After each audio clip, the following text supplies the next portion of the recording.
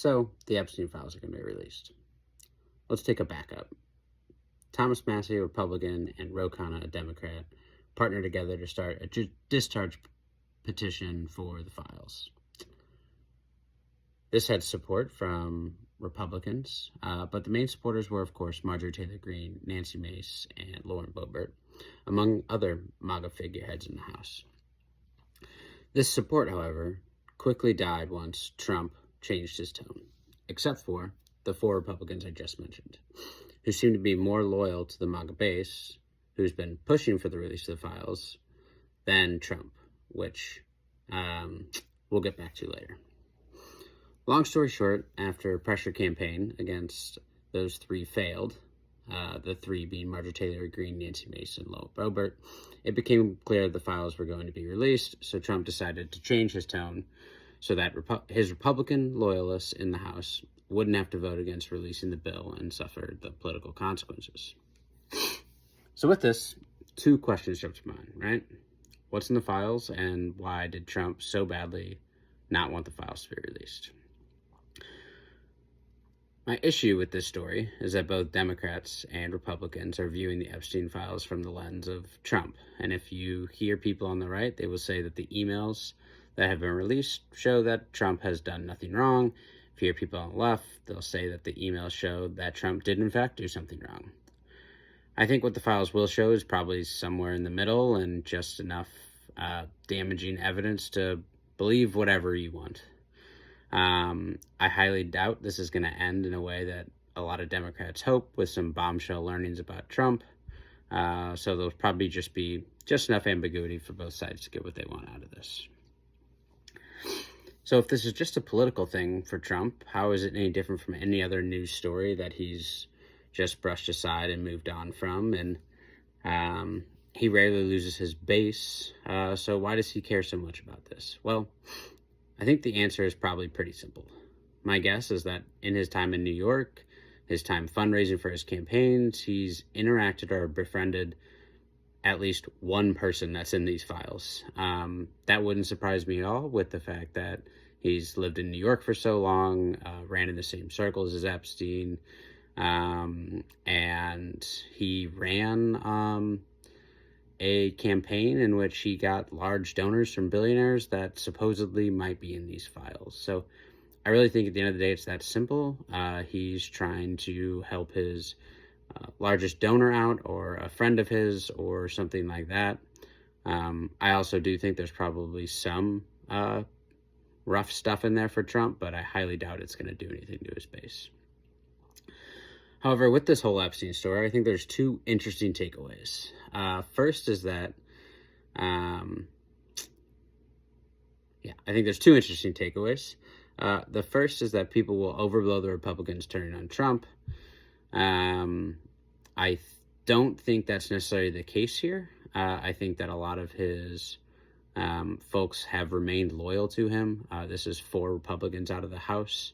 But what I do think is interesting from that is that Marjorie Taylor Greene, Nancy Mace, Lauren Boebert were more loyal to the MAGA coalition than they were to Trump in this standpoint. And a lot of people have questioned what will happen long term when Trump is no longer on the ballot, and what will happen to that coalition, because it looks like on the surface that coalition could split pretty easily when there's no longer Trump on the ballot. This tells me that MAGA coalition still holds some weight even without Trump. And if somebody can grab it, there's power to be grabbed there. It's kind of the first time I've seen that, so I find that pretty interesting. My second takeaway is that this was a bipartisan movement between a Democrat and a Republican who got support from both sides. And at the end of the day, only 4 Republicans in the House voted for this, which tells me that the Democrats can learn something here. If they want to take some power back and they want to not just roll over for the rest of this Trump presidency till the midterms, then there is a path. All you have to do is find an issue in which 4 Republicans agree, and you can start moving something.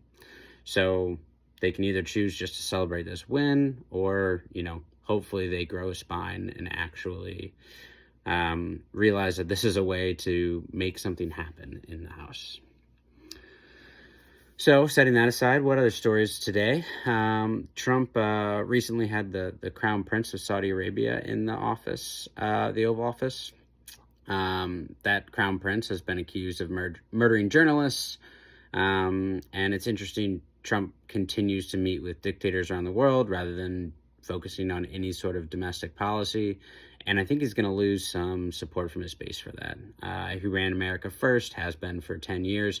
In this second term, he's been nothing about America First. So I find that interesting. I think it will take a hit to him politically. We'll see where it lands. The other story today is basically redistricting has hit a bunch of hurdles for the Trump administration. There's probably going to be more on that soon. Texas is not looking good. Indiana's not looking good. But there's a lot more to uncover with those stories. That's all for the main news today, but we did have a listener question. The question around who is Peter Thiel? So Peter Thiel, for you, dear listener, is a German-American billionaire. He's an entrepreneur, investor, and political donor. He co-founded PayPal and sold that to eBay in 2002, along with Elon Musk. He was an early Facebook investor, was on the board of Facebook for a super long time. And then he co-founded Palantir, a major data analytics company used by military and governments and stuff. And then he's helped start SpaceX, Airbnb, tons of startups. Basically, super rich guy, and as one of the key investors to a number of successful Silicon Valley projects. There's been quite a bit of controversy around him, which is probably why you're hearing about him now. The Gawker lawsuit, he secretly funded a lawsuit that bankrupted Gawker Media, raising concerns about billionaires using courts to silence media. Palantir has been criticized for its surveillance ties to government contracts and privacy implications. He's politically active, a major supporter of Donald Trump and populist candidates. He's one of the key pieces of this whole tech elite influence on politics. And then he's got some interesting ideological views. And that's a lot of the stuff that's been surfacing lately.